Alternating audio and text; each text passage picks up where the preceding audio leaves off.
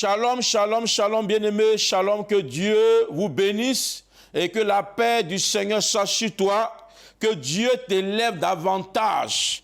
Tu es attaqué à cause de ton étoile, tu es poursuivi à cause de ton étoile. Il y a quelqu'un qui prend des renseignements sur toi à cause de ton étoile.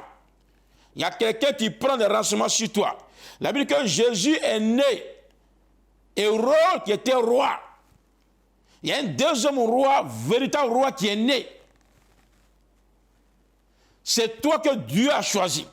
C'est toi le choix de Dieu. C'est toi le choix de Dieu. Jésus est né, Hérode, qui était le sorcier, le mystique, a commencé à parler des renseignements sur Jésus. Le petit enfant qui est né, il a vu son étoile. Aujourd'hui, si tu es poursuivi, si tu es attaqué, c'est à cause de ton étoile.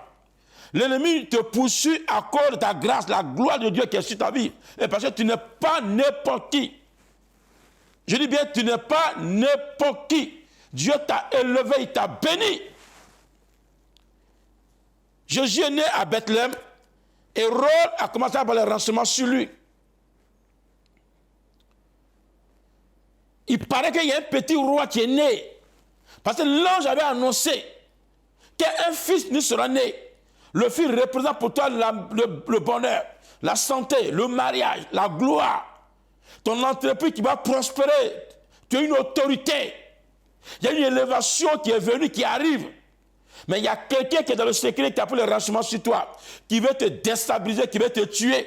Le prophète de l'Éternel est là pour te parler maintenant, pour arrêter cette malédiction. Suivez avec moi, Matthieu 2, verset 8. Puis il les envoya à Bethléem en disant, allez et prenez les informations exactes sur le petit enfant. Alléluia.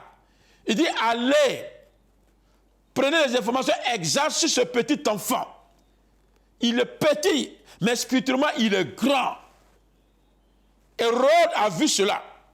Il y a quelqu'un qui a vu ta couronne. Il y a quelqu'un qui a vu ton étoile. Il y a quelqu'un qui a vu ta grâce, ta bénédiction dans ton quartier. J'ai un marabout, un féticheur, un mystique qui a vu ton étoile, mais qui veut te détruire, qui veut t'éteindre. Lui seul, il voulait dominer. Dans ton service, il y a quelqu'un qui domine. Dans ton quartier, il y a quelqu'un qui domine. Dans ta famille, il y a quelqu'un qui domine. Vous êtes sous l'oppression.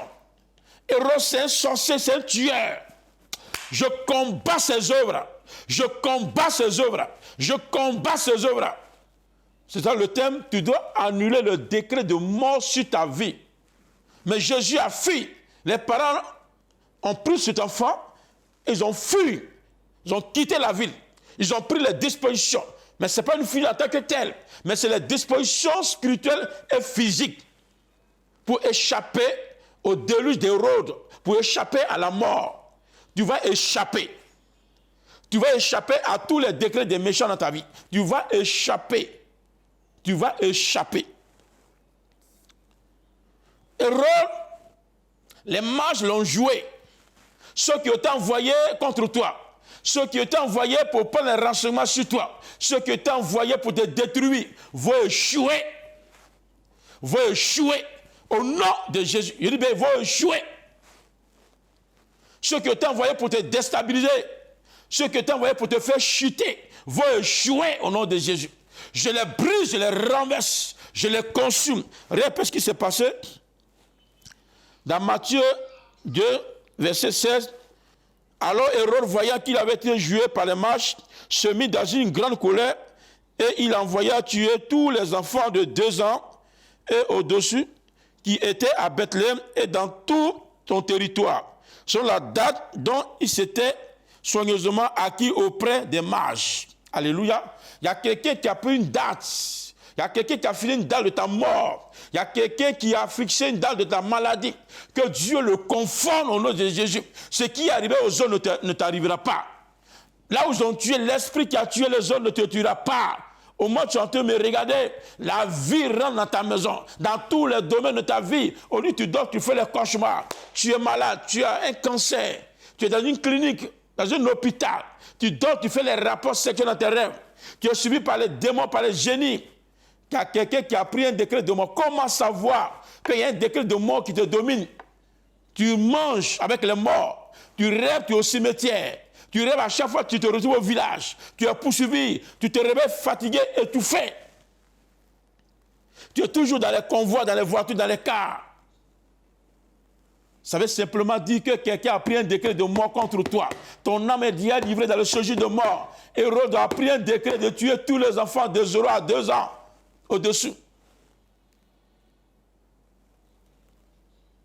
Les méchants ont déjà de tuer tous les ministres, de tuer tous les fonctionnaires, de tuer toutes les femmes mariées, de tuer toutes les femmes enceintes. Mais cela va s'arrêter à ton niveau au nom de Jésus. Ce qui a tué les hommes ne te tuera pas. Ce qui a tué les hommes ne te tuera pas. Je déclare la guérison. Si un mal dans tes entrailles, vomis ce mal. Tu es dans un hôpital. Commence à marcher, tu es guéri. Lève-toi mal, tu es paralysé. Je prophétise la guérison sur ta vie. Ton ministère ne bouge pas. Il y a quelqu'un qui a décidé de tuer ton ministère. Je brise ta malédiction. Je brise ta malédiction qui te maudit, qui est caché derrière ta situation que tu vis. Je brise, tu as les milliards, tu as de l'argent, mais tu ne peux pas manger. Ils ont mis les maladies dans tes entrailles. Tu es vendu dans le monde spirituel. Tu es vendu dans le monde spirituel. Tu vas écouter, tu vas regarder ce message, ce témoignage. Il y a une dame qui est venue, on est parti à un programme. Il y a une femme qui a pris un décret de mort sur sa vie. Elle vivait, elle était chrétienne. Mais il y a un décret de mort, elle était déjà morte. Il y a un décret de mort qui la suivait. Mais au moment où je priais, le Saint-Esprit me révèle qu'il y a une femme ici qui est déjà morte, qui a un décret de mort sur sa vie. Au moment où je priais, elle est tombée, je priais pour elle, pour assister à sa délivrance. Et tu verras la gloire de Dieu. Après le message, après le témoignage, je te reviens parce que à travers son témoignage, tu vas rentrer en contact avec la vie. Ton foyer va être ressuscité, tes affaires, tes finances, tes entrailles, tes enfants vont être ressuscités au nom puissant de Jésus. Tout à l'heure. Une femme morte dans le monde spirituel est revenue à la vie spirituellement et physiquement par le canal du serviteur de Dieu. Le ciel est ouvert. Alléluia. Une secret de l'éternel.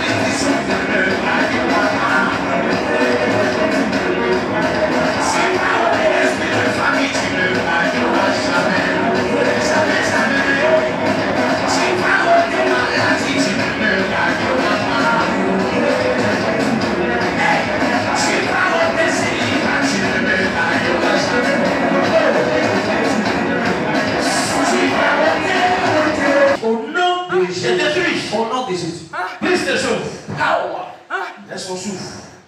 Vous voyez, le levier avait arraché son souffle. Son âme est un peu réveillé. Son souffle un peu réveillé. Voilà, son âme est réveillé comme ça. Elle vient d'arriver fraîchement d'Abidjan. Elle vient d'arriver. Elle vient d'arriver. Hein? Voilà, s'il vous plaît, voilà, voir. Voilà. Après sa délivrance, son témoignage est édifiant. Hier, au programme de Papa Scanner, vraiment, j'ai été délivrée. Parce qu'avec ce qui s'est passé dans ma vie, vraiment, j'étais enterrée au milieu des cimetières. Vraiment, Dieu m'a délivrée à travers sa main. Vraiment, je vois qu'avec lui, j'ai été tellement délivrée. Où je suis là, je suis libérée par Jésus. Vraiment, rien n'allait pas dans ma vie. En tout cas, moi-même, ma vie même était... Je n'arrivais même pas à m'en sortir. Je ne comprenais pas ma vie au fait. Même si j'ai de l'argent aujourd'hui, je n'arrive même pas à réaliser.